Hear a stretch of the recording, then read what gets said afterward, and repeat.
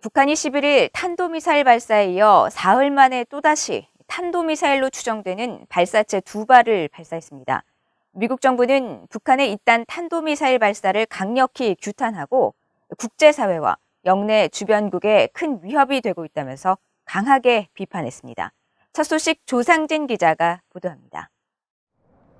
미국 국무부는 14일 북한이 사흘 만에 또다시 탄도미사일 추정 발사체 2발을 발사한 데 대해 강력히 비판했습니다. 국무부 대변인실 관계자는 14일 VOA에 미국은 북한의 탄도미사일 발사를 규탄한다고 밝히고 이번 발사는 유엔 안전보장이사회 결의에 위배되는 것으로 북한의 주변국들과 국제사회에 큰 위협이 되고 있다고 지적했습니다.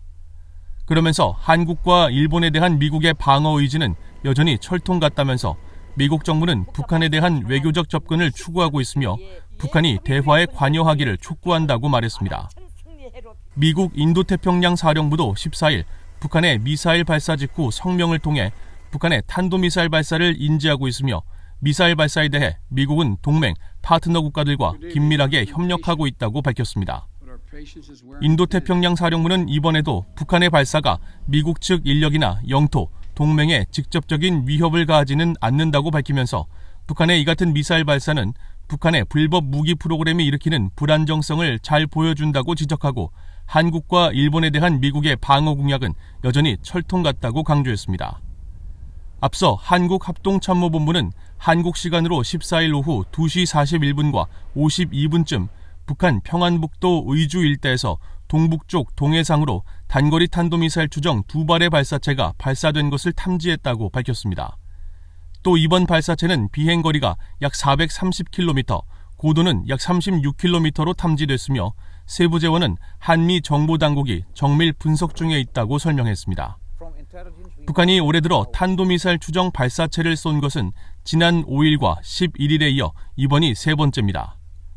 한국 청와대는 서훈 국가안보실장 주재로 긴급 국가안전보장회의 NSC 상임위원회 화상회의를 소집해 북한의 연이은 미사일 시험 발사에 재차 강한 유감을 표했다고 밝혔습니다.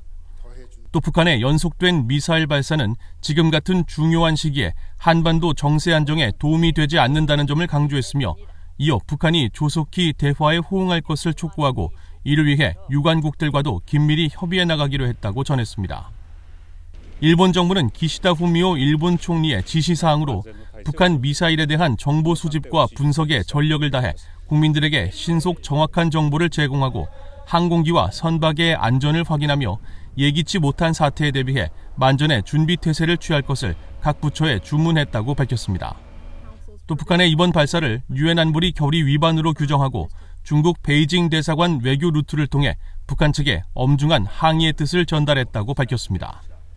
반면 왕원빈 중국 외교부 대변인은 이날 정례 브리핑에서 각국은 성급히 발사체에 대해 규정하거나 과격한 반응을 보여서는 안 된다면서 관련 당사국들은 대화와 협상을 통해 각자의 우려를 해결해야 하며 쌍궤병진과 단계적, 동시적 원칙에 따라 한반도 문제의 정치적 해결 과정을 추진해야 한다고 기존 입장을 다시 밝혔습니다.